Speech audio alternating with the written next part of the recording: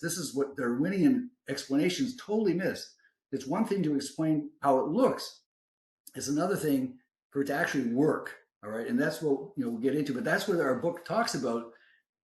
We're explaining how it falls apart and what it needs to stay alive and continue. ID the Future, a podcast about evolution and intelligent design. Is the human body a cosmic accident, or is it the handiwork of a master engineer? Can purely material causes, like natural selection acting on random mutations, account for the coherent, interdependent, tightly coordinated, and precision-tuned systems that life requires? Welcome to ID the Future. I'm your host, Andrew McDermott. Joining me today to help me answer these questions and more is Dr. Howard Glicksman, co-author with Steve Lothman of the new book, Your Amazing Body, a fresh, abridged version of their previous book, Your Design Body. Dr. Glicksman has been a general practitioner and hospice physician for many years. He is now a consultant who mentors hospice physicians in the management of fluid overload, especially due to heart failure. He received his MD from the University of Toronto. Welcome to the podcast, Howard. Thanks, Andrew. It's great to be here. So you have over 4 decades of experience in medicine, which gives you a wealth of first-hand observations of the human body's daily operations. You've seen it at work, solving hundreds of hard engineering problems. Now, when did you first begin to realize that what you were witnessing was beyond the abilities of an unguided process like Darwinian evolution? Well, Andrew, I grew up in a secular Jewish home where God was never mentioned. So, growing up as a teenager, I really had no idea of a creator or creation at all. And I remember being a freshman in high school, my science class, being told about Darwin and chemical evolution. And I remember thinking to myself, well, I guess there's no God, But a few years later, when I was in my senior biology class, I was, reading the textbook, and I read the chapter on the eye and looked at all the different parts, and the chapter on the ear and all its different parts, and how we could see and hear. And I remember thinking immediately to myself, I said, there's just no way this came for nothing. The Darwinists are over extrapolating and oversimplifying things. And at that moment, I realized that there was a creator. I agreed with intelligent design. So, a few years later, I went to med school, and that, I learned how the body works and how it can easily die. And that basically just confirmed in my mind the truth of intelligent design. Okay. So in your earlier years, you took their word for it, the materialist view, but then upon closer inspection, you're like, wait a minute, which I think is a common, that's a common, refrain for people is to say, oh, okay, well, I guess it must be, I guess it did come about randomly, over time. But then they're faced with some of the evidence and they have their doubts. Right. Yeah. I've heard many stories of people who lose their faith as a teenager, and that's exactly when it happens. They're usually a teenager in science class. They learn about Darwin, and they lose their faith because they trust what their teachers are telling them, which is the same as me. What do I know? Yeah. Well, content like this, or conversations like this that we're having are a way of helping people, really ask those questions and come back to the complexity and the design that they see, but seems to be getting explained away by a Darwinian view. It's worth closer inspection, definitely. Well, I like the way that you and your co-author Steve started the book with some discussion of the 2 main types of causes, material and intelligent causes, and the characteristics of each. Can you break down the distinction briefly of material and intelligent causes for us? Yeah, this is so important, for your audience. I'd really like to. I've got it written down here, I took a lot of it from the book. Material causes are dependent on the forces of nature and the laws that govern them. So basically, physics and chemistry alone. They are unguided in that they lack desire, intent, foresight, or planning. They therefore must rely only on blind trial and error, with lots and lots of luck. Above and beyond the origin of life, with theories from random chemical evolution, the theory of Darwinian evolution holds that the unguided and blind processes of natural selection acting on random variation, or what we call genetic mutation, solely explains the diversity of life. In contrast, intelligent design or its causes act with intention. They build things to achieve intended goals and purposes. Intelligent agents visualize an outcome, plan how to achieve it, and execute the plan. They make specific choices, guide construction, assembly, and activation of the end product. Intelligent agents generate information and give it meaning, purpose, and functional capacity. They design systems that harness the laws of nature to perform tasks that nature can't do on its own. So the intelligent design theory holds that certain features of the universe and of living things are best explained by an intelligent cause, not an unguided material process like Darwinian evolution. Yeah, and that's a great way to start, I think. Even before you start jumping into how amazing our body actually is, you're laying it out. Here are the two types of causes that, things are coming from in life and the universe. You have material causes, you have intelligent causes, and they're very different. One has foresight, one has the ability to plan and execute.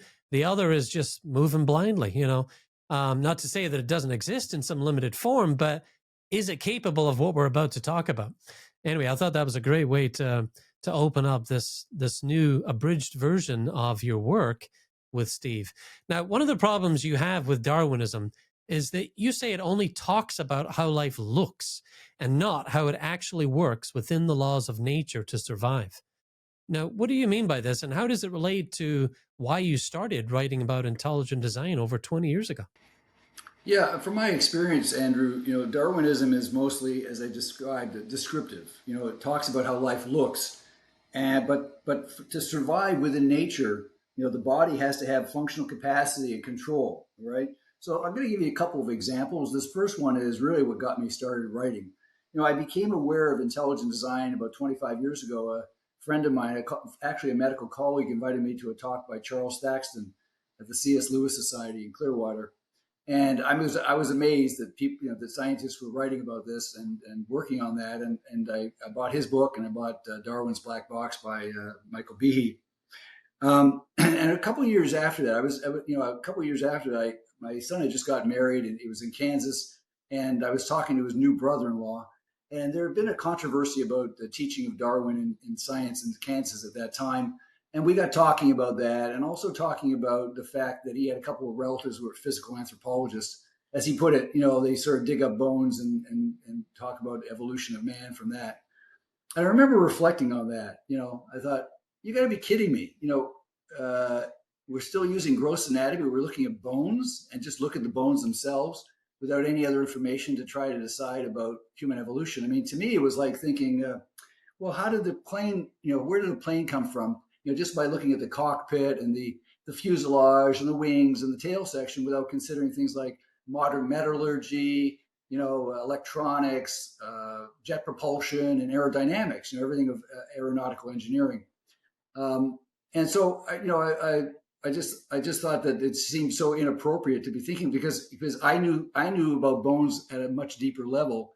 And if you go to a museum of natural history, they're just going to show you the bones, mainly compare it to gorillas or chimpanzees, et cetera, to show how they're connected. But I knew that there were a lot of other things going on in the bone. So the first thing is functional capacity of the bone. I mean, how does bone get formed? All right. And I was aware that there's basically three different types of cells that form bone. There's osteoblasts, osteoclasts, and osteocytes, and they live right inside the bone. And the osteoblasts, they secrete a ground substance, and then they use enzymes to deposit calcium and phosphate to form calcium hydroxyapatite, which is basically the calcium that's in your bone. So this is what makes bones, strong and prevents them from breaking. Okay, but there's another part of bones that most people aren't aware of. The bones are the reservoir for the calcium in your body that you need. So it's very, very important that the blood level of calcium that it stays within a normal range, about 8.5 to 10.2 milligrams per deciliter. And if your level drops down around under 6 or goes over 14, the nerves and the muscles don't work anymore, and you die. So every doctor knows that hypercalcemia and hypocalcemia are deadly, right? So the body has to be able to control the calcium level. And how does it do that, right? So I'm going to talk about, this is the first control system we're going to talk about. There's many control systems in the body, but So basically, the thyroid gland is sort of shaped like an H in the middle of your neck, and each pole is something called a parathyroid gland. And these glands, these four glands, have receptors or can detect calcium in your blood. And based on what the calcium level is, it sends out a hormone called parathormone or parathyroid hormone. And so if your level starts to drop down a bit, it sends that hormone out and it attaches to specific receptors in the bone, and it tells the bone cells to release a little calcium. So to try to elevate the level. It also goes to the kidneys, and it tells the kidneys to bring back more calcium from the urine that's presently in production. It also tells it to activate vitamin D. And activated vitamin D, then goes to your gastrointestinal system and tells it to bring in more calcium. So you can see that the parathyroid glands are very important for controlling calcium, and that the bone is very important in that as well. So none of this is mentioned when you go to the Natural Museum of Natural History. And I wish it were, because I think if people understood what the bones actually do in your body, and how they're responsible for nerve and muscle function because they support the calcium, and then they would be thinking a little deeper and maybe thinking about intelligent design. And another, if you don't mind, I'd like to bring up another topic, and that is like another example of this, um, of just talking about how life looks and not how it actually works. And we're told that cold-blooded, water and life in the water, came on land, and and the gills changed, evolved to lungs because they needed more oxygen. Okay. Well, once again, this is very descriptive, and you can imagine there's no more information given to us about how this exactly happened. That's a heck of a lot of changes to make, right? But let's just mention a couple of other things here. If I told you, that your body, while we're sitting here talking to each other, that your body is using up about 250 milliliters a minute of oxygen. Okay, that's actually 100 million trillion molecules of oxygen every second. All right. Wow. And so if I told you to hold your breath, right, what's going to happen? Well, in a few seconds, there's going to be something to tell you to breathe. Right. And so, the respiratory center, when you're using up oxygen, right, your body needs oxygen for energy, and it's making carbon dioxide. So you have sensors in the main arteries leading to your brain, and also inside the brain, that can detect oxygen and carbon dioxide. And so while you're holding your breath, the oxygen level starts to drop a bit, the carbon dioxide level starts to rise a bit, and the respiratory center in your brain sort of sends you a message in a few seconds. Andrew, we appreciate if you took a breath right now, because we like to hang around for a little while. You may want to hold your breath for a while, but eventually you take a breath. Okay.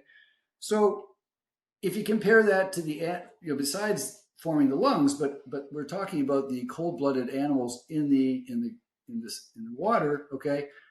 Of course, they have a lower metabolism, less oxygen, and so the question becomes, in their control system, what was the set point? How did they know how their gills are supposed to breathe? And then on top of that, we know that our ancient ancestors, in order for them to be active enough to survive, in other words, prey on others instead of being preyed upon, or eat or being eaten, they had to be active enough. You use about 3,500 milliliters per minute of oxygen, and that's a heck of a lot of oxygen. So the thing is that in order to be able to do that, the lungs have to have the right functional capacity. So they have to be big enough. The volume has to be big enough. They have to be able to move the air in and out. The airflow has to be fast enough. And the efficiency of oxygen diffusing from the alveoli in the lung into the capillaries, the blood in the capillaries, has to be good enough so that you have enough oxygen. So none of these have been dealt with besides the structure. So my point here is that what I just talked about, the bones and the gills going to lungs, they just talk about how life looks, all right? Not how life actually works, just, within the laws of nature. And it doesn't talk about what life needs to stay alive. And so the question becomes, how can you have a theory about life without knowing how death takes place, how life doesn't work? Or you need to understand that first. So this is what started me to write about intelligent design.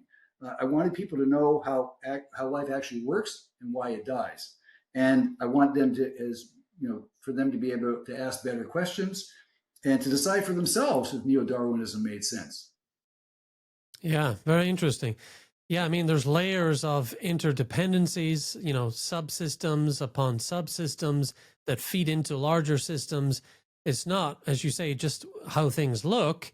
When you're looking at the origin of animals from an evolutionary standpoint, it's not just how it looks, it's how it could possibly have been alive and what makes it alive versus dead, and these are important questions because there's so much information involved in keeping an organism alive. That's why life is so special after all.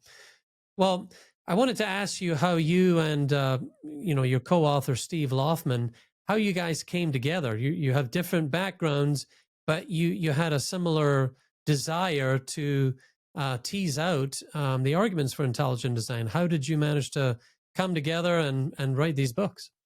Yes, it's a good question. It was about 9 or 10 years ago. So I started writing about this material. I had this material out there on different websites, web columns. And basically, as I just explained, I was explaining how the body works and why it dies. Okay. And this involved, as I've already mentioned, control mechanisms and functional capacities. Okay. So for example, if we just talked about the respiratory system, we'd be looking at, the actual oxygen level in the blood or the carbon dioxide level. And if the lung function's off, like we see in people with emphysema, I'm a physician, so that's what I deal with, people who are smokers, etc., or they have something called pulmonary fibrosis, then I'm explaining, hey, this is when it works fine, the body's alive, but this is when it's not working right. And it has to be just right for it to work properly. Or maybe I was talking about, cardiac output or blood pressure or blood flow. So in other words, you got to get the blood to the tissues, right? It's fine to have oxygen, but if you don't have any blood flow, it's game over too. So I'm talking about the heart function and looking at heart failure, maybe valve issues or heart attacks, etc. Or maybe we're looking at having enough sugar or blood, glucose in the blood. So obviously we're dealing with diabetes. So, my articles were filled with numbers regarding control mechanisms and functional capacities, all that sort of stuff. And basically what Steve told me was, so I had an 81-part series called The Design Body on Evolution News for over a year and a half, from I think 2015 to 2016. And somewhere in the middle of that, Steve read it and he contacted me and he says, we need to write a book. And he says, you're writing about medicine, but what you don't realize is you're also writing about engineering. And I really think that the reason why he saw the engineering was because I threw in the numbers. I talked about functional capacity. Of course, I didn't know I was talking about engineering, but I realized that basically Darwinism or even intelligent design, it's a thought experiment, but the only way if it fails is with death. There's nothing in the Darwinian narrative where they talk about death. Okay, everything they think, every system they put together, it's all going to work. It never dies. Okay, but Steve and I, as I'm going to explain, we live in the real world. We know, this is what we do for a living. And if I don't get it right or he doesn't get it right, people die or people lose money. So it's very important. This is real life issues. So that's how we got together. Steve contacted me. He said, we got to write a book. And we started talking about that. And it is a very useful thing to have a physician, one who knows the body and knows life in its bodily form, come together with someone who knows engineering principles. Why is that such a useful thing that those two come together? Well, yeah, but I didn't realize it when he contacted me. But I did learn some, and this is a really, really good question because I was thinking about like, okay, what happened, and I really prior to this I had written this material at about 7 or 8 different levels, for kids and more simple, harder, whatever, etc.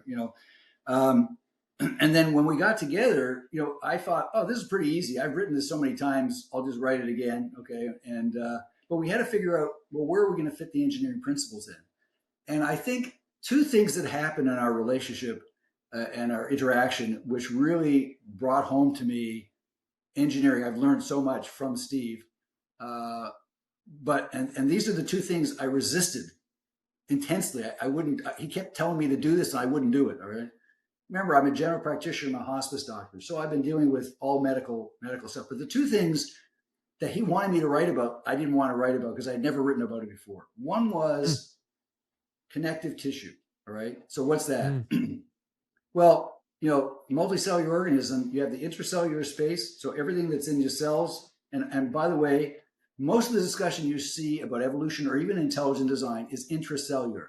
They're talking about molecules, they're talking about DNA, they're talking about enzymes, proteins, etc. And that's fine. It's sort of a bit of a pet peeve of mine too, because what we're talking about is the total body level. Okay, so in a multicellular organism like us, you got 30 trillion cells, but you've also got the extracellular space, something outside. So your body consists 60% of water. The cells are about 70% water, and the fluid out that surrounds the cells in between them is called the extracellular fluid, and that's all water. All right. So Steve used to say to me, "What's holding all this stuff together?" Okay, I mean, we know what happened to the Wicked Witch of the West, right? She melted, right? Because water really doesn't stand up from her. And I knew the answer to that was it's called the extracellular matrix, and it's made of protein called collagen, and you have elastins, etc. But I'd never written about it before. But his question was a very important question because he's saying, "What's holding it together?" Well, I didn't have to care about that. I mean, it's more surgeons and wound specialists are interested in that. But the second thing was development. Now, I'm not a neonatologist. The last time I read about how the zygote develops into a newborn, was maybe when I was in medical school, right? And he thought he kept pushing and pushing at that, and he finally said to me, besides how does everything stick together, he basically said, "Well, how do you build this from the ground up?" Right? So I mean, it's like I'm not thinking. This is the problem with biology and medicine, okay, physiology. All right. What I realize is that physicians are used to working with what we've got. Okay, I'm just trying to prevent the body from dying. Okay, but I didn't have to make it. But that's what the engineer has to do. All right, he has to do everything I'm doing. He has to do at the end of the day. Once it's made, he has to make sure he or she has to make sure it's working. The bridge doesn't fall down. The building doesn't fall down. Okay, the machine keeps working, etc. So they go through this process of design, build, and test, right? And of course, it's always going to fail until they finally get the final answer. So this is why he was pushing me, and I learned from that. I recognized that okay, this is where he's coming. This is why it was so important. And there's one other thing I want to add, which stamps this, okay? Because he and I would have this discussion, and it was a good discussion. And that's we talk about control, we talk about functional capacity, but this is the term he likes to use. It's called coherence. We have coherent interdependent systems. So the systems are dependent upon each other, but they're coherent, or there's coherence. And what does that mean? That means you have the right parts made exactly right, assembled properly, doing the right thing at the right times. Now, a lot of people would say that's irreducible complexity. And truly, that is true. I mean, if everything's out of whack or the parts aren't working, that's fine. But this coherence is irreducible complexity on steroids, okay, or order of magnitude above. And what do I mean? I want to go back to, in fact, before this interview, I did read looked at Michael Behe's part in his book on the Darwin's Black Box, because I want to go back to his iconic mousetrap. All right, now there's 5 parts, but let's just focus on 3 parts, okay? Because most people, when they think, well, you got to have 3 parts, okay? The 3 parts I'm going to talk about is you have to have a base, right? You have to have a hammer that's going to come and hit the mouse, and you have to have like a spring or coil that's going to give that power to the hammer, to hit the mouse, okay? But they never go beyond that, okay? The question becomes, what's the functional capacity of this? What's the base made of? It's got to be solid. It's got to be made of wood, okay? The material specifications for that base has to be right. Otherwise, it could be plastic and flying all over the place, right? The hammer, right? It has to be solid, steel. It has to be strong, strong enough. If it hits the mouth, it's not going to bend or something. It's got to do its job. And the same thing with the coil or the spring. It has to provide enough, has to have enough potential energy that when it makes the hammer go, right, it's going to go move fast enough and with enough power, right? And why is this? Because we're dealing in real life. We're dealing with a mouse that has the neck has a certain thickness, right? It has got a certain speed and agility, right? Otherwise, it's not going to work. This is the functional capacity of a mousetrap. Well, this is the exact same thing in the body. And this is why, this is what Steve and I would talk about. This is what people miss. This is what their Darwinian explanations totally miss. It's one thing to explain how it looks. It's another thing for it to actually work. All right. And that's what we'll get into. But that's what our book talks about. We're explaining how it falls apart and what it needs to stay alive and continue. And that Steve sees the engineering. So that's basically, how we work that out together. Yeah. helpful to come together. Yeah, so you gave him a new appreciation of the final product, as it were, the human body and all its amazingness. But he also, helped you to understand holistically how it all comes together.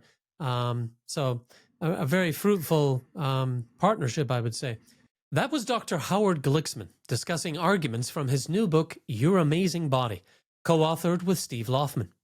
In a second episode, we dive into some of the astounding engineering problems the human body must overcome to stay alive: homeostasis, reproduction, respiration, and more. So don't miss the concluding half of our conversation. And by the way, you can watch this and other interviews with ID scientists and scholars on our new YouTube channel. Subscribe at youtube.com/@IDThefuture. That's youtube.com/@IDThefuture. I'm Andrew McDermott for ID the Future. Thanks for joining us.